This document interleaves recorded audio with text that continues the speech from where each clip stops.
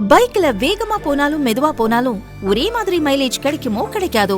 ஆனா அல்ட்ரா டியூரா ஃப்ளேம்ல அதிக வெப்பத்துல சமைச்சாலும் எத்தனை பர்னர்ல சமைச்சாலும் 70% எரிவாயு சேமிக்கும். வேகமாவும் சமைக்கலாம், காசு மிச்சம். Ultra டியூரா flame. Wherever you go, whatever you do, throw a little at it. Omax, Vest and Briefs.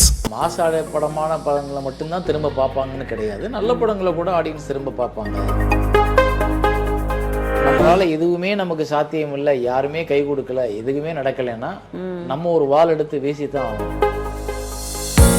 வரும்போதே கமலை வச்சு எடுக்கணும், ரஜினியை வச்சு எடுக்கணும், விஜயை வச்சு எடுக்கணும் வர்றவங்க தான். அவங்களோட பெர்ஃபார்ம் இந்த படத்தை பெருசாக காப்பாற்றி இருக்குன்றது இப்போவும் நான் உணர்றேன். ஆனால் மீண்டும் அவங்கள பார்க்க முடியல. அவங்களுக்கு மறுபடியும் ஒரு நல்ல தேங்க்ஸ் சொல்லணும்னு ஆசை. உங்களுக்கு ஸ்கூல்ல இருந்து உங்களுடைய இளமை காலத்தில் எத்தனை காதல் வந்திருக்கும் சார்? இந்த ஆட்டோகிராஃப்காக தேடி போன நடிகர்கள் ஒரு லிஸ்ட் வச்சிருப்பீங்கல்ல, அதில் ரொம்ப எதிர்பார்த்து நீங்கள் அப்செட் ஆன ஒரு நடிகர் யாராவது?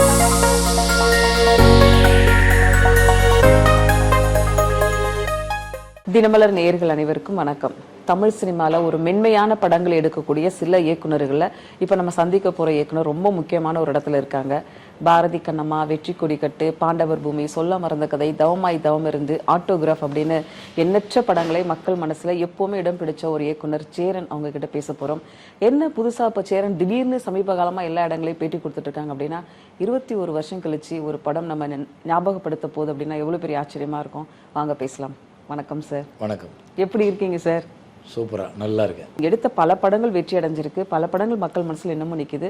குறிப்பா ஆட்டோகிராஃபை ரீரிலீஸ் பண்ணக்கூடிய விஷயம் எதனால வந்துருச்சு சார்? இப்போ எல்லாம் நிறைய படங்கள் திரும்ப ஞாபகப்படுத்துறதுக்காக ரீரிலீஸ் பண்ணிட்டு இருக்கோம். மக்களுக்கும் அப்படி ஒரு படத்தை திரும்ப ஞாபகப்படுத்தா நல்லா இருக்குமே அப்படின்னு தோணுது. ஓகே.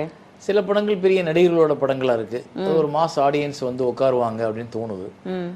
அப்ப நமக்கு ஒரு ஆசை என்னன்னா, மாஸ் படமான படங்களை மட்டும்தான் திரும்ப பார்ப்பாங்கன்னு கிடையாது, நல்ல படங்களை கூட ஆடியன்ஸ் திரும்ப பார்ப்பாங்க அப்படின்னு எனக்குள்ள ஒரு நம்பிக்கை.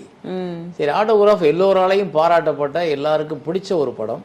எப்பவுமே நிறைய பேர் எல்லா இடத்துக்கும் எந்த இடத்துக்கு போனாலும் எல்லா படங்களை பற்றி விட ஆட்டோகிராஃபை பற்றி அதிகமாக பேசுவாங்க. அப்போ அந்த படம் எல்லாருக்கும் பிடிக்குது அப்படின்னா திரும்பி ஒரு வாட்டி ரிலீஸ் பண்ணி பார்க்கலாம். ஓகே. இப்போ உள்ள ஜென்ரேஷன் அதை எப்படி பார்க்குறாங்க அப்படின்னு பார்க்கணும்னு எனக்கு ஆசை. 2004 நீங்கள் ரிலீஸ் பண்ணும்போது, அந்த படத்தை எடுக்க ஆரம்பிக்கும் போது உங்களையும் ஒரு விஷயம் தோணி இருக்கும்ல, ஏன்னா அந்த சமயத்தில் வரிசைக்கு வெற்றி படங்களாக கொடுத்துட்டு இருந்தீங்க. ஸோ ஆட்டோகிராஃப் கதை தோணும் போது நீங்கள் நிறைய சஃபரிங்கில் இருந்தீங்க, நிறைய பேர் எடுக்க முன் வரல, இந்த நடிகர் அந்த நடிகர் பல குழப்பங்கள் கிடையில, நீங்களே நடிக்கணும் அப்படிங்கிற ஒரு விஷயம்லாம் நாங்கள் சமீப காலம்லாம் பார்த்தோம். ஸோ இது எப்படி ஒரு முயற்சி அப்படின்னு சொல்லலாமா, எப்படி சொல்லலாம்? ஒரு காலகட்டத்தில் நம்மளால எதுவுமே நமக்கு சாத்தியம் இல்லை, யாருமே கை கொடுக்கல, எதுவுமே நடக்கலைன்னா நம்ம ஒரு வால் எடுத்து வீசித்தான் ஆகணும். ஏன்னா இங்கே நம்ம வாழணும். ஓகே. நம்ம எதுவுமே யாரும் கை கொடுக்கலன்றக்க நம்ம சோர்ந்து போயிட முடியாது, இல்லை இது பண்ணிட முடியாது. ஓகே. அப்போ நம்ம வாழணுன்றப்போ நமக்கு என்ன தெரியும், இதை வச்சு என்ன பண்ணலாம், இதை நமக்கு சினிமா தெரியும். சினிமாவில் இப்போ நடிக்கிறதுக்கு ஆள் இல்லை. சரி, அந்த கதாபாத்திரமா நம்ம நடிச்சிட்டோம்னா அதுக்கான கதை இதுவா இருக்கா, இருக்கு, இந்த கதையை யார் வேணாலும் பண்ணலாம், அப்போ நம்மளும் பண்ணலாம் அப்படின்ற ஒரு முடிவெடுக்கிறதுக்கு தான் அது அந்த அந்த அந்த கட்ஸ் அப்பதான் வந்தது. உங்க உதவி இயக்குனர்களே நீங்க நடிக்க வேண்டாம் அப்படின்னு சொல்லும்போது உங்களோட மனநிலை எப்படி இருந்தது? அது அவங்க ஒரு நல்லெண்ணத்துல சொல்லியிருப்பாங்க. அப்புறம் நம்மளை ரசிக்கிறதுக்கு அவங்களுக்கு முதல்ல நம்மளோட மூளையை ரசிச்சு, நம்மளோட படங்களை ரசிச்சு தானே வந்தாங்க. ஓகே. நம்மளுடைய முகத்தை ரசிச்சு வந்தவங்க இல்லை அவங்க. அவங்க நம்மளுடைய படங்களை பார்த்து நம்ம கிட்ட உதவி இயக்குனரை சேர்ந்து வந்தவங்க. அப்புறம் இன்னொன்று, இங்கே வர்ற எல்லா உதவி இயக்குநர்கள்லையுமே 100% 70% 80% எஸ்டாப்ளிஷ்டான நடிகர்களை வச்சு எடுக்கலாம்னு தான் வர்றாங்க. புது ஆட்களை வச்சு எடுக்கலாம்னு வர்ற உதவி இயக்குநர்கள் ரொம்ப குறைவு. அவங்க வரும்போதே கமலை வச்சு எடுக்கணும், ரஜினியை வச்சு எடுக்கணும், விஜயை வச்சு எடுக்கணும் வர்றவங்க தான். ஓகே.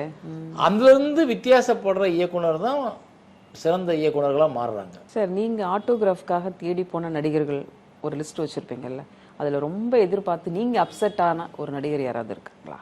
இல்லை, அது நம்ம இப்போ அவங்கள பிளேம் பண்ணி, இல்லை அவங்களுக்கு அந்த குற்ற உணர்வை உருவாக்கி நமக்கு ஒன்றும் கிடைக்க போகிறது இல்லை. படம் ரிலீஸ்க்கு அப்புறம் அந்த நடிகர் உங்ககிட்ட எல்லாருமே பேசினாங்க. எல்லாரும் யாரெல்லாம் நம்ம கேட்டு மிஸ் பண்ணோமோ அவங்க எல்லாருமே பேசினாங்க. எல்லாருமே இப்போ வருத்தமும் தெரிவித்தாங்க. அது அவங்களோட பெருந்தன்மை. அது மாதிரி நம்ம இப்போ போய் நம்ம அதெல்லாம் சொல்லி அவங்கள குற்ற உணர்வுக்கு ஆளாக்கக்கூடாது. சரி சரி. சார் இந்த 4 கதை ஒரு இளைஞன் சுற்றி வரக்கூடிய அந்த நட்பாக இருக்கட்டும், இந்த விஷயங்களாக இருக்கட்டும், இது எப்படி நீங்கள் அப்பயே நீங்கள் பார்ட்டிஷனாக இந்த ஊரில் இங்கே நடக்கிற கதை அப்படின்னு பிரிச்சுட்டிங்களா? பிரிச்சாச்சு. முதல்ல படம் பண்ணும் பொழுதே, படம் எடுக்கும் பொழுதே இது கிராமம், இது அதுக்கு அடுத்த நகரம், இது அதுக்கு அடுத்த நகரம், இது வந்து ஒரு வித்தியாசமான வேற மாநிலத்தில் ஒரு இடம்னு ஃபிக்ஸ் பண்ணியாச்சு. ஓகே. 4 கதையும் வேறு வேறு களத்தில் இருந்தாலும் ஆனால் உணர்வு ஒன்று தான். ஒரு காதலுக்கும் நட்புக்கும் இடையிலனா ஒரு சின்ன ஒரு நூலிடையான ஒரு வித்தியாசம் தான் கதை. ஸோ இதை நீங்கள் எப்படி நீங்கள் பிரிச்சுட்டீங்க சார்? இது என்னன்னா, கதை எழுதுறவங்களுக்கு தான் அது கஷ்டம். இது கதை இல்லை, இது பெரும்பாலும் ஒவ்வொருத்தரோட வாழ்க்கை. அவங்க எங்கே ஆரம்பிப்பாங்க? ஸ்கூல் லைஃப்ல ஆரம்பிப்பாங்க, அதுக்கப்புறம் அவங்க எங்கே ஆரம்பிப்பாங்க? கல்லூரி லைஃபுக்கு போவாங்க, அதுக்கப்புறம் எங்கே போவோம்? ஒர்க் ஸ்டேஷனுக்கு போவோம், அப்புறம் அதுக்கப்புறம் எங்கே போவோம்? திருமணத்துக்கு போவோம். ஸோ இந்த 4 ஸ்டேஜ் ஆட்டோமேட்டிக்காக எல்லார் லைஃப்லையும் இருக்கிறது. அதை நாங்கள் ஈஸியாக புரிச்சுக்கிட்டு அங்கங்கே என்ன நடக்கும், கல்லூரியில் என்ன நடக்கும், ஸ்கூல்ல என்ன நடக்கும், இங்கே என்ன நடக்கும், இங்கே எதெல்லாம் பிரச்சனை, அங்கே எதெல்லாம் பிரச்சனை, எல்லாத்தையும் அப்படியே அடுக்கணும்னா அந்த கதை. உங்களுக்கு ஸ்கூல்ல இருந்து உங்களுடைய இளமை காலத்தில் எத்தனை காதல் வந்திருக்கும் சார்? தோராயமா ரஃபா சொன்னா. காதல் வயப்படுபவன் தான் மனிதன் இல்லையா? காதல் தவறான ஒன்றும் கிடையாது. நான் பேசிட்டேன், படமா எடுத்து காமிச்சிட்டேன், நிறைய பேருக்கு அந்த வாய்ப்பு கிடைக்கல. ஆனா என்னையோட காதலிச்சவங்க எல்லாம் இருக்காங்க இல்லையா? ஸோ எனக்கு என்னோட கல்லூரி ஸ்கூல் லைஃப்ல இருந்து என்னோட அஸ்டனேட்டர் லைஃப் ஆரம்பிச்சு திருமணம் ஆகுற வரைக்கும் வந்திருக்கு ஒரு 3-4 காதல் வந்திருக்கும். ஓகே.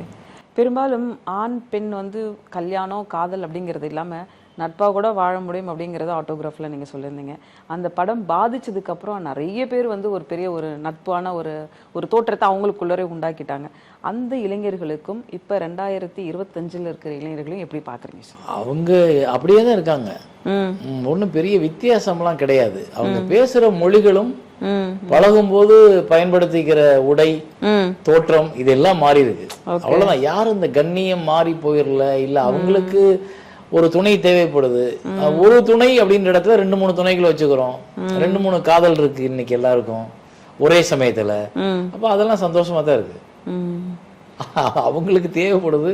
இன்னைக்கு உள்ள கல்ச்சர் ஒரு தடுமாற்றத்துல இருக்கு, அந்த தடுமாற்றம் அதுவா சரியாகும். ஒரு மாதிரி கேட்காது. ஒரு ஃபாஸ்ட் லைஃபா லவ் ஆரம்பிக்கிறதும் முடிக்கிறதும் வேற ஒரு டிவோர்ஸுக்கு போறதும், இந்த ஒரு ஃபாஸ்ட் லைஃப் எதை ஜட்ஜ் பண்றது, எது சரி எது தவறுன்னு சொல்லி கொடுக்குற இடத்துல யாரும் கிடையாது, கேட்கிற இடத்துல யாரும் கிடையாது. அவங்களுக்கு இருக்கிற அனுபவங்களும் பார்க்குற வேலைகளும் கையில் இருக்கிற போனும் நிறைய வந்து மிஸ்லீட் பண்ணுது. அப்ப மிஸ்லீட் பண்ணும்போது ஒரு பெரும் குழப்பத்தில் இருக்காங்க. மேபி இந்த ஆட்டோகிராஃப் அவங்க எல்லாரும் பார்த்தாங்கன்னா அவங்களுக்கு இங்க என்ன நம்மளோட பிரச்சனைன்னு அவங்க ஐடென்டிஃபை பண்ணிடுவாங்க. ஒவ்வொரு படமும் சில பேருக்கு வந்து எடுக்கும்போது ஒரு சில பாதிப்புகள் இருக்கும், கண்டிப்பா அவங்களோட மைண்ட் செட்ல போய் உட்காந்துருக்கும், மனசுல பெரிய ஒரு வலியை உண்டாக்கி இருக்கும். ஆட்டோகிராஃப் படம் வந்து உங்களுக்கு என்ன மாதிரியான ஒரு பாதிப்புல இருந்து அந்த படத்தை எடுக்குன்னு தோணுச்சு சார்? சொல்லுங்க சார். நான் முதல்ல எப்படியாவது டைரக்டராகவே என்னை நிப்பாட்டிக்கணும் அப்படின்ற ஒரு வழி இருக்குல்ல, அதுல இருந்து தான் இது தோணுச்சு. ஓகே. ஏன்னா நான் வந்து ஒரு 5 படம் பண்ணேன். 5 படம் பண்ணும் பொழுது எல்லா படமும் வரவேற்பு பெற்றுச்சு, எல்லா படத்துக்கும் விருதுகள் கிடைச்சிச்சு, எல்லாமே நல்லா ஓடிச்சு, வசூலும் அடைஞ்சிச்சு. ஆனா ஒரு ஹீரோ டேட் எனக்கு கிடைக்கல. ஒரு ஹீரோ டேட் மட்டும் எனக்கு கிடைக்கல. ஹீரோ டேட், அதாவது ஒரு ஹீரோனா ஏதோ ஒரு ஹீரோ கூட கிடைச்சிருக்கலாம், எந்த ஹீரோ டேட்டும் எனக்கு கிடைக்கல. ஏன் கிடைக்கல அப்படின்றது எனக்கு தெரியாத காரணமா இருந்துச்சு. ஏன்னா எல்லாருமே நல்ல படம் தான் பண்ணியிருக்கோம், நமக்கு ஏன் ஒரு ஹீரோ டேட்டு கொடுக்க யோசிக்கிறார் அப்படின்ற கேள்வி எனக்குள்ள வந்துகிட்டே இருந்துச்சு. அப்ப ஏதோ ஒரு காரணத்தால அவங்க முதல்ல ஒத்துக்குவாங்க, அப்புறம் விலகிடுவாங்க. அப்ப இது எல்லாமே என்னன்னா நம்மளோட கதை ரொம்ப டாமினேட் பண்ணுது. இது ஒரு கதையான சினிமாவா தெரியுது. அப்புறம் இது ஒரு கதையா இயக்குனர் சேரன் ரொம்ப ஸ்ட்ராங்கா இருக்காரு. அப்ப அதுக்குள்ள ஒரு நடிகர் வந்து இயக்குனரோட படமா நடிகர் படமான்னு வந்தா அது இயக்குனர் படம் ஆயிருது. அது அவங்களால வந்து எடுத்துக்க முடியல. அப்ப அந்த ஹீரோ எனக்கு கிடைக்கவே மாட்டேன்றாங்க. அதனால நான் திரும்ப திரும்ப வந்து எனக்கு கிடைக்கிற ஹீரோக்களை வச்சு நல்ல படங்களை பண்ண முயற்சி பண்றேன். நீங்க நடிக்கலாம் அப்படிங்கிற ஒரு தைரியம் வந்து ஆட்டோகிராஃப் கொடுத்திருந்தாலும் அடுத்தடுத்த படங்கள்ல நீங்க டைரக்ஷன்ல தான் நிறைய படங்கள் பொற்காலம்லேருந்து நிறைய ஹிட்டு கொடுத்துருக்கீங்க. ஸோ இது எப்படி பாக்குறீங்க சார்? சொல்ல மறந்த கதையா இருக்கட்டும், தவமாய் தவம் இருந்து, இதெல்லாம் நீங்க வந்து அமைச்ச விதம் எப்படி இருக்கு? அதாவது முதல்ல வந்து நமக்கு நடிக்கிறோம்ன்ற ஆசை உருவாகலை, நம்ம நடிக்கணும்னு வந்தவங்க தான். பட் இருந்தால் கூட இயக்குனர் ஆனதுக்கு அப்புறம் எனக்கு அது தோணலை. ஏன்னா இயக்குனர்ல வந்து எனக்கு ஒரு பெரும் மகிழ்ச்சியும் பெரும் சந்தோஷமும் இருந்தது. நான் வந்து ஒரு 100 பேரை கூட்டு சேர்த்து ஒரு திரைப்படத்தை உருவாக்குறேன்ற சந்தோஷம் எனக்கு பெருசா இருந்தது. அதனால நான் அதை வந்து பெருசா நடிக்கின்ற ஆசைக்கு போகல. பட் அழகி முடிச்சுட்டு தங்கர்பச்சன் வந்து கேட்டதுக்கு அப்புறம் தான் நடிகரா மாறுறேன். நடிகரா மாறும் பொழுது அதுக்கப்புறம் அது எனக்கு தொடர்ந்து அடுத்தடுத்த வாய்ப்புகளை உருவாக்குது. ஸோ இப்போ நான் நடிகராகவும் டைரக்டராகவும் என்னைய நிப்பாட்டிக்கிறது எங்கே உதவுதுன்னா, ஏதாவது ஒரு கதை, நல்ல கதையில யாரும் இல்லைன்னா நான் நடிச்சிடலாம் அப்படின்னு இடத்துக்கு வருது. ஓகே. நீங்கள் இப்போ சொன்னீங்க கொஞ்ச நேரத்துக்கு முன்னாடி வந்து எனக்கு ஒரு ஹீரோ கிடைக்கல அப்படின்னு சொல்லிட்டு. ஆனால் இப்போ இருக்க காலகட்டத்தை நீங்கள் பார்த்தீங்கன்னா 2 படம் ஹிட்டு கொடுத்தா போதும், ஹீரோ தானாக தேடி வராங்க. அது உலக நாயனாக இருக்கணும், சூப்பர் ஸ்டாராக இருக்கட்டும், எல்லாருமே 2 படம் ஹிட்டு கொடுத்த இயக்குநர்களுக்கு வந்து அப்படி ஒரு அமைப்பு கிடைச்சது. ஏன் உங்களுக்கு அந்த அமைப்பு கிடைக்கல சார்? இத்தனை படங்கள் வெற்றி அதாவது இப்போ ஹிட்டு கொடுத்த இயக்குநர்களோட ஹீரோக்கள் சேருவதுன்றது இந்த ஹிட்டு கொடுத்த இயக்குனர் படங்களை பொறுத்து மாறும். அப்ப அவங்கள வச்சு ஒரு கமர்ஷியலா ஒரு ஹீரோயிசமான ஒரு படம் எடுத்துட முடியும்னு அவங்க நம்புறாங்க. என்னுடைய படங்கள் நான் எடுத்த வெற்றி வந்து அதை சொல்லல அவங்களுக்கு. இந்த படம் வந்து முழுக்க கண்டென்ட் ஓரியன்டா, கதை ஓரியன்டா படத்தை மட்டும் தான் இவர் எடுப்பார்ன்ற ஒரு முடிவுக்கு வர்றாங்க. சோ அதுல அவங்க ஒரு ஹீரோவா முழுமையா இருக்கிறதுக்கான வாய்ப்புகள் குறைவா இருக்கும். அதனால அவங்க விரும்புறது இல்ல. ஓகே. நீங்க ஆனா மனசுல வந்து இவர் வச்சு ஒரு படம் பண்ணணும் அப்படிங்கிறது ஆசைப்பட்டது உண்டா? யார பர்டிகுலர் ஹீரோஸ் இருக்காங்களா, இல்ல என்னோட கதைக்கு தேவைப்பட்டா போதும் அப்படின்னு நினைச்சிட்டு இருந்தீங்களா? நிறைய பேரோட ஒப்பனன்ற ஆசையெல்லாம் இருந்துச்சு. அதெல்லாம் நான் வந்து யாரும் எனக்கு இந்த படத்தை பண்ணுங்கன்னு சொன்னா நான் பண்ண போறேன், என்னோட டைரக்டர். ஆனா நான் பண்ணும்போது என்னன்னா ஒரு நல்ல கதை உள்ள படத்தை மட்டும்தான் பண்ணுவேன். அதுக்குள்ள அவங்க பிளண்ட் ஆகி வந்தாங்கன்னா அது ஒரு நல்ல படம் கிடைக்கும். ஆனா அதுக்கு அவங்க தயாரா இருக்கணும். நான் வந்து ஹீரோவுக்காக போய் கதையை மாத்தி ஹீரோயிசமா படம் பண்ண சொன்னாங்கன்னா என்னால முடியாது. எனக்கு அப்படி பண்ண வராது. அப்படி உங்களோட சாய்ஸ் ஆஃப் ஹீரோஸ் யாராவது? இது என்னோட படத்துக்கு தகுந்த மாதிரியா? ஆமா, என்னோட படத்துக்கு தகுந்த மாதிரி இப்ப எல்லாருமே நல்ல பெரிய ஹீரோ ஆயிட்டாங்க. அவங்க இதுக்குள்ள வர முடியாது. அப்புறம் நீங்களே சொல்றீங்க, அப்புறம் நீங்களே ஒரு ஹீரோ. என் கதை வேற மாதிரி இருக்கு. நான் சராசரி மனுஷங்களோட கதையை எடுக்கிறேன். அவங்க எல்லாரும் ஒண்ணு சராசரியான தோற்றத்துல இருக்கும் பொழுது அந்த கதைகளுக்கு சூட் ஆனாங்க. இப்ப எல்லாம் நல்ல பலபலன்னு பெரிய ஹீரோவா ஜம்முன்னு ஒரு ஹிந்தி படத்துக்கு நடிக்க போற அளவுக்கு ஆட்கள் ஆயிட்டாங்க. அப்ப நாம அவங்கள போய் இப்படி ஏன் படத்துக்கு கேட்க முடியும்? கேட்க முடியாது. தமிழ் சினிமா பொறுத்த வரைக்கும் நிறைய படைப்பாளிகள் வராங்க, நிறைய புதுமுகங்கள் வர்றாங்க. ஆனா இங்க இருப்பை தக்க வச்சுக்கிறதுக்கு ஒரு போராட்டம் இப்ப ரொம்ப அதிகமா இருக்குன்னு நினைக்கிறேன். உங்க காலகட்டத்துக்கும் இப்ப இருக்க தமிழ் சினிமாவுக்கும் எப்படி நீங்க பாக்குறீங்க சார்? எல்லா காலகட்டத்திலுமே இருக்கு. ஆமா, அந்தந்த அதாவது ஒரு பழைய படத்துல நாகே சொல்லுவாரு, எப்பா மயிலாப்பூர்ல இருந்து இங்க வர்றதுக்குள்ள என்ன பாடுபட்டு போச்சோம், நேரத்துக்கு என்ன கூட்டம், என்ன டிராபிக் அப்படிம்பாரு. அது வந்து கிட்டத்தட்ட 60களில் வந்த படம், 75ல வந்த படம். அப்பவே அவங்க டைலாக் பயன்படுத்திருக்காங்க. அப்ப என்னன்னா காலம் மாறுது, சூழ்நிலைகள் வந்து அதுக்கேற்ற மாதிரி விரிவடைஞ்சுக்கிட்டு அதே மாதிரியான தன்மையை தான் நம்ம கொடுக்குது. சோ அதனால இந்த நெருக்கடி இது எல்லாமே அப்பவும் இருந்துச்சு. அதுல 1000 பேர்ல ஒரு ஆளா வந்து இன்னைக்கு 5000 பேர்ல ஒரு ஆளா வர்றோம். ஆனா அதுக்கு படங்கள் நிறைய வருது. ஒரு 100 பேத்துக்கு அன்னைக்கு 10 பேத்துக்கு கிடைச்ச வாய்ப்பு இன்னைக்கு ஒரு 100 பேத்துக்கு கிடைக்குது. பொதுவாக ஒவ்வொருத்தரோட ஒர்க் ஸ்டைல் ஒவ்வொரு மாதிரி இருக்கும். ஒரு டைரக்டரும் ஒவ்வொரு மாதிரி ஒர்க் பண்ணால் இப்போ ஐபேடு வரைக்கும் வந்துருச்சு உட்காந்து ஸ்கிரிப்ட் பண்ணுறது. இப்போ நம்ம வந்து நோட் பேடு அந்த மாதிரி விஷயங்கள்லாம் பார்க்குறோம். நீங்கள் எப்படி சார் ஸ்கிரிப்ட் பண்ணீங்க? நான் தெரிஞ்சுக்கிறதுக்காக கேட்குறேன். இந்த 2004 ஆட்டோகிராஃப் பண்ணதெல்லாம் எப்படி எழுதுறது தான் அப்போலாம் எழுத்து முறை தான். நம்ம என்ன ஸ்கிரிப்டே உட்காந்து எழுதிடுவோம். சீன் 1, சீன் 2, சீன் 3 போட்டு எழுதிக்கிட்டே வருவோம். எழுதி முடிச்சதுக்கு அப்புறம் அதை உட்காந்து படிச்சு பார்ப்போம். பட் இப்போ அந்த முறை மாறிடுச்சு. இப்போ எல்லாம் டைப் பண்ணிடுறோம். ஓகே. இப்போ அந்த கேரளா சுற்றி தான் நீங்கள் படப்பிடிப்பை நடத்திருப்பீங்க. பர்டிகுலராக கேரளாவை தேர்ந்தெடுத்து என்ன காரணம்?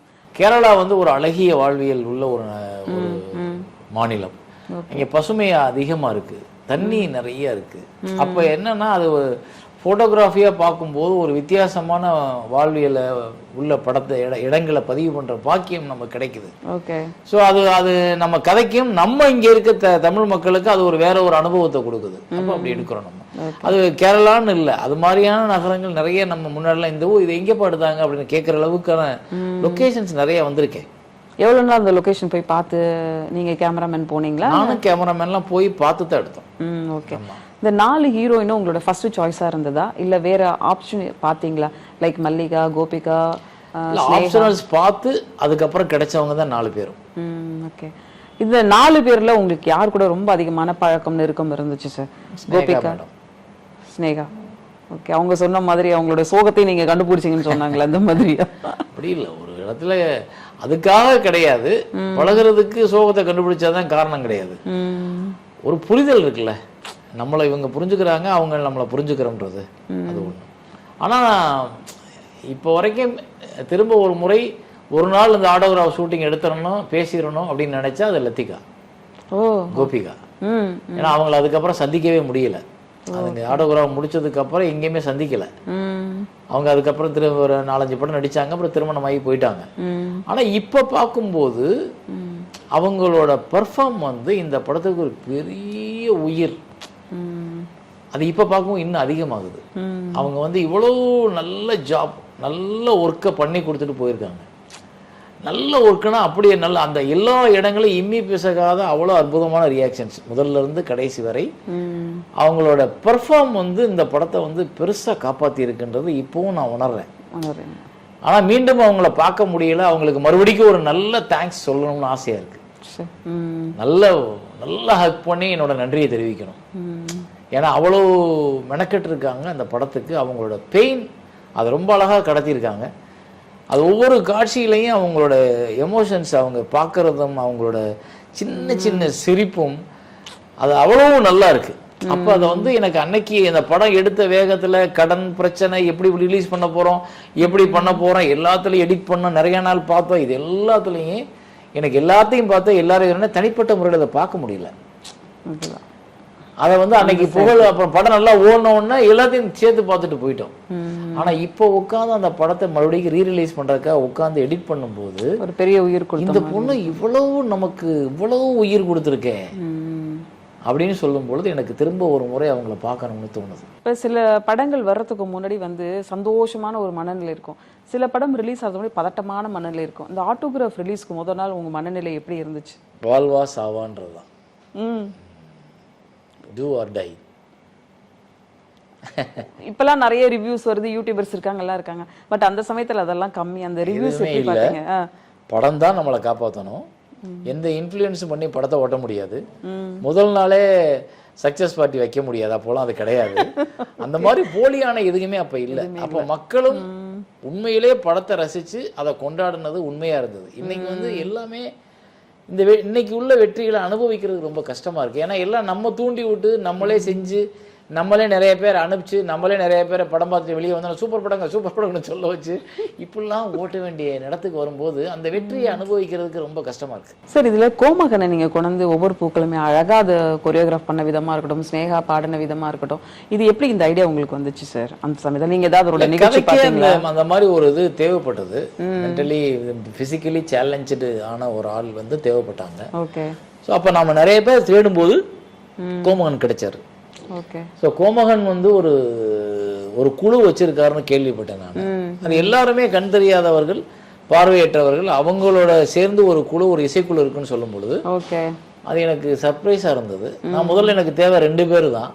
அப்புறம் அந்த குழு இருக்குன்னு சொன்னோன்னா அந்த குழுவை நான் வச்சு மொத்தமா பயன்படுத்தினேன். அதை நான் அவங்களுக்கு ஒரு பெரிய உதவி செய்யறதுக்கு ஆண்டவன் எனக்கு வாய்ப்பளித்தான்னு தான் நான் நினைச்சுக்குவேன். அந்த வாய்ப்பு வந்து அவங்கள வந்து இந்த உலகம் முழுக்க அடையாளம் காட்டி அவங்களோட லைஃப்ல பெரிய ஒரு ஒரு ஒரு நிறைவை கொடுத்துச்சு. எனக்கு ஒரு பெரிய வருத்தம் என்னன்னா, இத்தனை வெற்றி படங்கள் கொடுத்து இத்தனை மக்களோட அன்பை பெற்ற நீங்க இன்னும் உங்களுக்கான இடம் கிடைக்கலையோ, இன்னும் நீங்க அதிகமான ரீச் ஆகலையோ அப்படிங்கிற ஒரு வருத்தம் எனக்கு இருக்கு.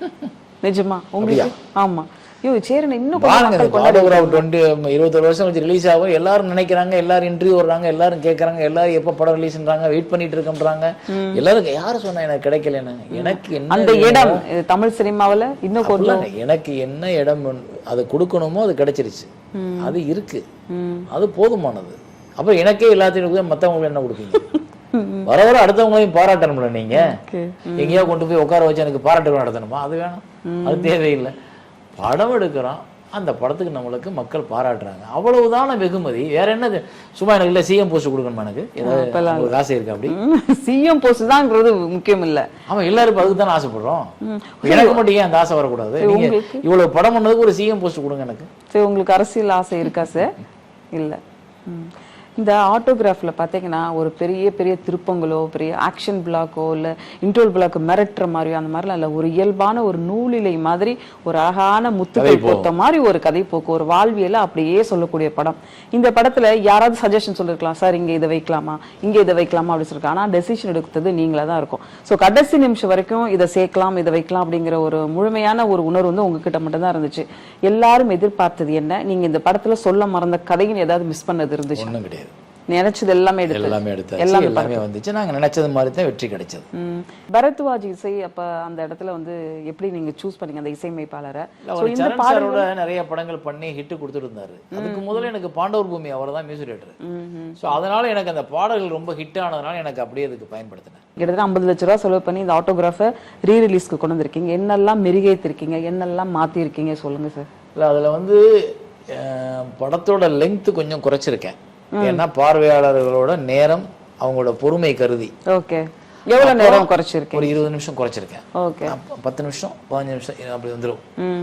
அப்புறம் வந்து அவங்களுக்கு ஒரு கலர்ல வந்து நிறைய சேஞ்சஸ் பண்ணியிருக்கேன். ஓ ஓகே. ஏன்னா முதல்ல இருந்த கலர் இப்ப கிடையாது. இப்ப டின்ற ஒரு டெக்னாலஜி இருந்ததுனால அன்னைக்கு வந்து நம்ம பிலிம் ப்ராசஸ்லயே தான் பண்ணோம் அது எல்லாமே. இன்னைக்கு அதை இன்னைக்கு உள்ள அப்டேட்டட் வெர்ஷனா மாத்திருக்கேன். ஓகே. அப்புறம் மியூசிக் வந்து கொஞ்சம் ஆட் ஆன் பண்ணிருக்கேன், அதுலயே சப்போர்ட் பண்ணிருக்கேன். அப்புறம் நான் வந்து அட்வான்ஸ் பண்ணிருக்கேன்.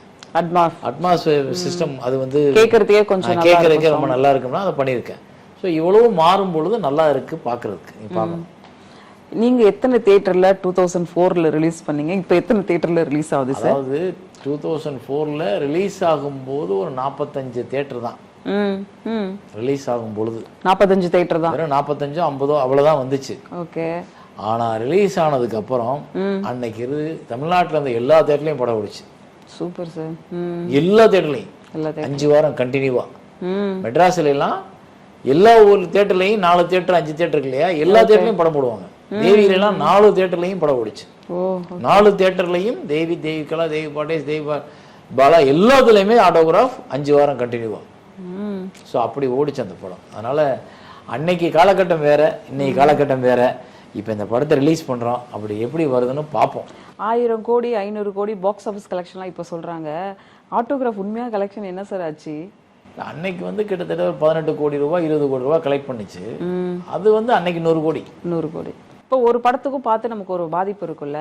உங்களுக்கு அந்த மாதிரி படம் பார்த்துட்டு லைக் யாராவது ஒரு சினிமா பிரபலம் ஆட்டோகிராஃப் என் லைஃப்ல நடந்தது, ஆட்டோகிராஃப் பார்த்து நான் இது மாறி இருக்கேன், ஆட்டோகிராஃப் என் மூளையில் இன்னும் ஓடிட்டு இருக்கு, அந்த மாதிரி சொன்ன நடிகர்களோ இல்ல திரைத்துறை அல்லாத யாராவது உங்களை பாராட்டில இருந்து நிறைய பேர் சொல்லியிருக்காங்க. வெளியில இருந்து நிறைய பேர் இது என்னோட படம் மாதிரி இருக்கு, என்னோட கதை மாதிரி இருக்கு, என் மைண்ட்ல ஓடிட்டு இருக்கு, அது முடியல, அதை அழுதுகிட்டு இருக்கேன், என் மனைவி கிட்ட நான் உட்காந்து பேசினேன், அவங்க காதல் கதையை கேட்டேன், என் காதல் லட்சக்கணக்கான பேர் சொல்லியிருக்காங்க. ஏன்னா அது அத்தனை பேர்த்துக்கும் ரொம்ப நெருக்கமான படமா இருக்கிறதுனாலையும், அப்புறம் அந்த படம் வந்து நிறைய கணவன் மனைவிக்குள்ள ஃப்ரீயா பேசணும், இது என் காதல் இது உன் காதல்னு சொல்ற பக்குவத்தை கொண்டாந்துச்சு. எல்லாருடைய காதலும் கல்யாணத்துல தான் முடியணுன்ற அவசியம் கிடையாது, அது நட்பா கூட மாறுங்கிற ஒன்லைன் ஆட்டோகிராஃபா இருந்தது. ஸோ உங்களை பொறுத்த வரைக்கும் காதல் அப்படிங்கிறதுக்கு என்ன டெஃபினேஷன் இருக்கு சார்? இல்லை, நான் எடுத்த எல்லா படங்கள்லாம் இது இருக்குது, தனியா சொல்ல முடியாது. காதல்ன்றது அழகானது, அதை அனுபவிக்க வேண்டியது. அது கடந்து போயிட்டீங்கன்னா கொஞ்சம் ரணமா இருக்கும், ஆனா அதை ஏத்துக்கணும். சேரனால என்ன மாதிரி படங்கள் எடுக்க முடியும், என்ன மாதிரி படங்கள் எடுக்க முடியாது? மக்களை முட்டாளாக்குற இல்லை ஏமாற்றுற இல்லை அவங்களுக்கு எது சொன்னாலும் பார்ப்பாங்கன்ற படங்களை என்ன எடுக்க முடியாது. மக்களுக்கு ஏதாவது ஒரு வகையில அந்த படம் எங்கேயோ என்டர்டெயினாகவோ பயன்பட்டோ இல்லை அவங்களுக்கு ஒரு ஒரு ஒரு புத்தகமாகவோ இருக்கும்னா அந்த படத்தை எடுக்க முடியும். அது ரெண்டாவது வந்து இங்க எல்லாருமே நல்ல படம் எடுக்கிறோம், இங்க ரசிகர்களும் மாறிட்டாங்க. இன்னைக்கு வந்து உலக படங்கள் பூரா நம்ம கைக்கு வந்துருச்சு. ஸோ எல்லாத்தையும் பார்க்குறோம். அப்புறம் அட்வான்ஸ் டெக்னாலஜிஸ் வந்துருச்சு. இப்போ மக்கள் வந்து வெறும் படத்தை வந்து போதனையா பார்க்கறதுக்கு விரும்புறது இல்லை.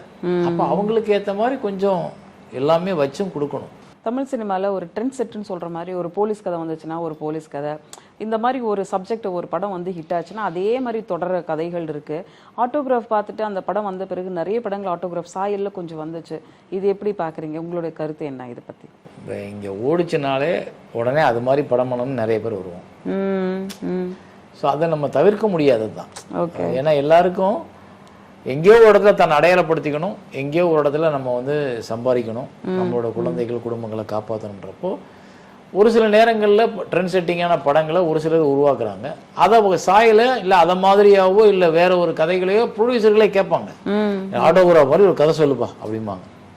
ஸோ அப்படி கேட்குற இடத்துல சில பேர் அதை பயன்படுத்திக்கிட்டு அந்த மாதிரி கதைகள் பண்ணி வந்துடுறாங்க. அதனால தவறு இல்லை. எப்பவுமே ட்ரெண்ட் செட்டிங் அப்படிங்கல ட்ரெண்ட் செட்டிங்னால என்னன்னா அதை தழுவி நிறைய பேர் அதே மாதிரி படம் எடுத்தாதான் ட்ரெண்ட் செட்டிங். இப்போ நம்மளே ஒரு டைரக்ட் பண்றதுக்கும் இன்னொரு டைரக்டரோட படத்துல நம்ம நடிக்கிறதுக்கும் நிறைய வித்தியாசம் இருக்கு. நீங்க அந்த மாதிரி சில இயக்குநர்கள் படங்களை நடிச்சிருக்கீங்க. அந்த செட் எப்படி இருக்கு சார்? கொஞ்சம் சொல்லுங்க சார். உங்களோட கருத்துக்களை ஏதாவது ஃப்ரீடமா சொல்ல முடியுமா?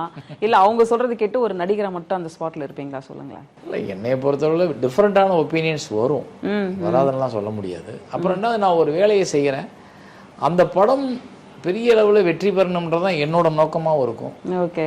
அதுக்கு இந்த கருத்து வந்து ஒத்து வரல, இந்த காட்சி நல்லா இல்லை, இதை சரியா எடுக்கல, இல்லை இந்த காட்சி இன்னும் கொஞ்சம் நல்லா எடுக்கலாமேன்னு எனக்கு தோணுச்சுன்னா நான் அதை கண்டிப்பா சொல்லுவேன். ஓகே. ஏன்னா அது வந்து என்னோட தொழிலுக்கு செய்யற துரோகம்ல நான் சொல்லலைன்னா சொல்லுவேன். எடுத்துக்காத அவங்க விருப்பம்.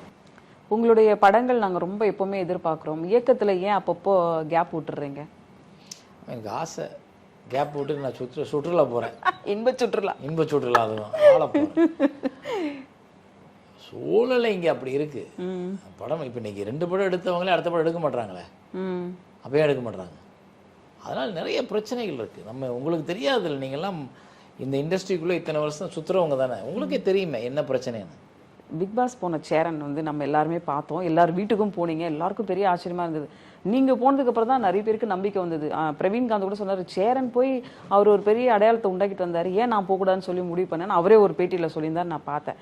இந்த சமயத்தில் வரக்கூடிய பிக் பாஸ் நிறைய விமர்சனங்கள் எழுந்திருக்குது. நீங்க பாத்தீங்களா? எப்படி சொல்ல முடியுமா? நான் பாக்குறது இல்லை, நிஜமா பாக்குறது இல்லையா? பாக்குறது இல்லை. நான் போயிட்டு வந்ததுக்கு அப்புறம் ஒரு இது கொஞ்ச நாள் பார்த்தேன், அப்புறம் அதுக்கப்புறம் பாக்குறது இல்லை. இப்போ எனக்கு அதுக்கு அது தவிர்த்து நிறைய வேலைகள் இருக்கு. 21 வருஷம் கழிச்சு ஒரு படத்தை பார்க்கறது நம்ம எவ்வளவு சந்தோஷப்படுவோம், பெரிய ஆர்வமா இருக்கும். இந்த சவுண்ட் எப்படி இருக்கும், அந்த டிஐ பண்ணிருக்காங்க, அந்த கலர் கரெக்ஷன்லாம் வேற நீங்க சொல்லியிருக்கீங்க. நாங்களாம் ரொம்ப எக்ஸைட்மெண்ட்டா இருக்கும். ஏன்னா இந்த ஆட்டோகிராஃப் வந்து ஒரு பெரிய வாழ்வியலை சொன்ன படம், ஒரு பெரிய காதலையும் நட்பையும் ஆழமா மக்கள் மனசுல போய் உட்கார்ந்து சேர்த்த படம். ஸோ அந்த படம் வந்து நாங்க சீக்கிரம் பார்க்க போறோம். நீங்க மக்களுக்கு என்ன சொல்லணும்னு நினைக்கிறீங்க? அவங்க 21 வருஷத்துக்கு முன்னாடி இந்த படத்தை பார்க்கும்போது ஒன்று உணர்ந்திருப்பாங்க. இப்போ வந்து பார்க்கும்போது அவங்க கண்டிப்பாக வேற ஒன்று உணர்வாங்க. ஏன்னா அவங்களோட வளர்ச்சியையே இது காமிக்கும் இந்த படம். அவங்க வளர்ந்ததுக்கு அப்புறம் அவங்க மனநிலையில என்ன மாற்றங்கள் இருக்குன்றது இந்த படம் காமிக்கும். ஓகே. ஸோ அவங்களுக்கு அடுத்த ஜென்ரேஷனுக்கு என்ன சொல்லணும், அவங்கள கூட்டிட்டு போனால் அவங்களுக்கு இந்த படம் எப்படி உதவும்னு அவங்களால சொல்ல முடியும். ஸோ அது அவங்க வந்தாங்க தலைமுறை கடந்து இன்னும் அவங்களே அடையாளம் காமிக்கும் போது அவங்களுக்கே வேற ஆளா காமிக்கிற படமா இப்போ ஆட்டோகிராஃப் இருக்கு. Okay, thank you. ரொம்ப சந்தோஷம் சார். இந்த ஆட்டோகிராஃப் பார்த்துட்டு திரும்பி உங்கள்கிட்ட ஆட்டோகிராஃப் கேட்க வரோம். தேங்க்யூ.